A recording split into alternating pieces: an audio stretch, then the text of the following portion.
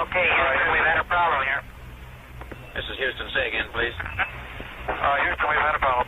Well, Houston, we want to talk some more about these igneous rocks, these rocks that are on fire, right? Or they came from fire, like we're seeing here with this image right here. All right, so it turns out there are two different kinds of igneous rocks, all right?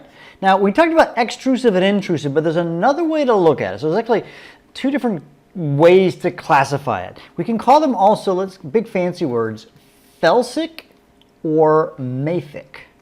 What in the world? Mafic. I don't even know what these root words are, but let's show what this might look like. So here's a big chart. I encourage you to kind of get some kind of image of what this sort of looks like. So we've got Felsic rocks up here, all right, and then Mafic here. And actually it's a continuum, right? As you go across this, they get from Felsic to more Mafic, if that makes sense. So that sounds like big fancy words, but here's the gist. The Felsic rocks are lighter in color, and the Mafic ones, or Ultramafics, are darker.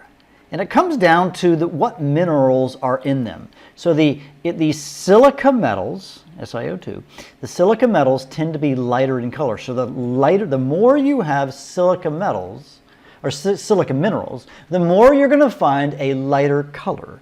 And the more you have the iron, the magnesium, and the calcium, the darker it will be. Does that make sense? And also, there's some interesting thing about temperature. We'll talk a little bit more about this a little bit later, but the temperature at which melting begins changes depending upon the minerals. Because as you know from chemistry land, different chemicals have different temperatures.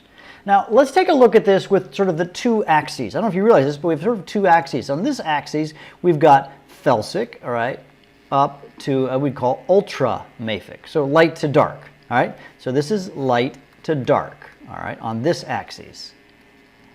And what we talked about in the last segment, we talked about grain size, right, or crystal size. And here we have large down here to small, or actually almost none. They have no crystals at all. And so you have two axes that help you determine what type of an igneous rock you have, right? So if you've got big crystals, light colors, it's a Felsic extrusive igneous rock. So these are the, intrusive. This is the intrusive igneous rocks, and down here we have extrusive igneous rocks. Make sense? But if we have darker and darker minerals that go into it, it could still be an intrusive igneous rock, and you get this thing called periodite. Periodite. And then as you get more fine-grained, okay, so these are rocks, some of these now become extrusive, particularly like basalt right here. So this formed on the surface of the earth, and so you have very, very fine crystals, okay? So large crystals, finer crystals. This is kind of a weird one because it's coming from two different sizes. This is oftentimes, these are intrusive, but they just put them in between. Honestly, I think these should almost be up here if we're sort of thinking from a scale perspective.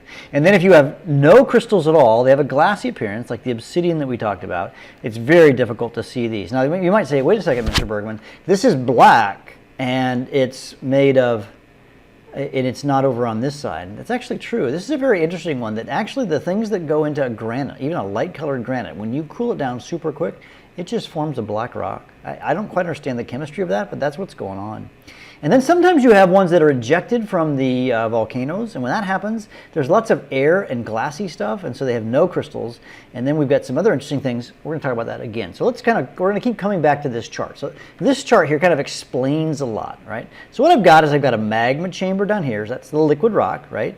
And then these ones on the side right here, this is ones that have, like, see, the earth moves, and we'll talk about that a bit later, but this gray, as it's starting to turn and solidify into rocks, but it's happening underneath the earth, so it cools slowly, so we get the large crystals, right? And we get these large crystals, right, when it's cooling down, right? So that's coming from the large crystals cooling down, like the granite, right? So there's the granite, so the granite's coming from here, right? And if we look at this one right here, right, this is two different crystal sizes. Notice where this one's coming from.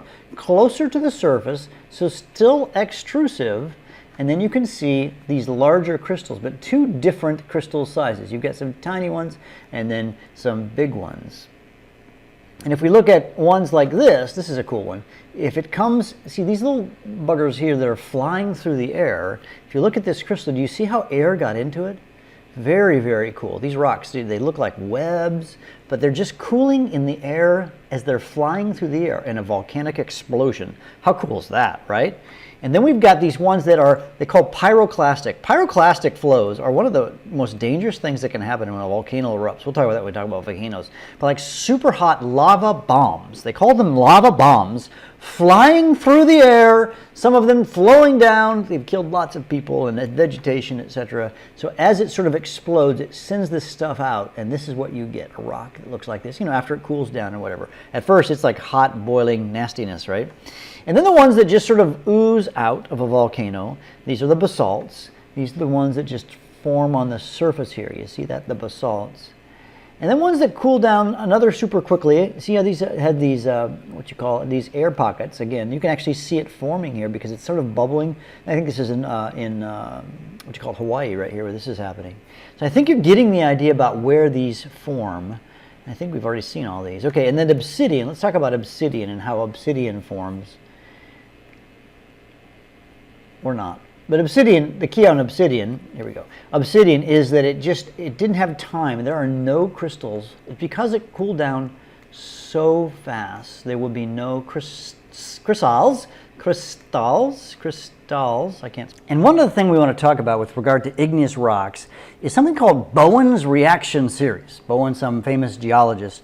And what he did is he helped us to understand how these different rocks form and how they form and why they form. So it has to do with temperature, right? So these are the temperatures at which they turn into a solid. All right, so if you think about this, these ones turn into a solid at low temperatures, and these turn into a solid at high temperatures. You might think of these have strong bonds, right?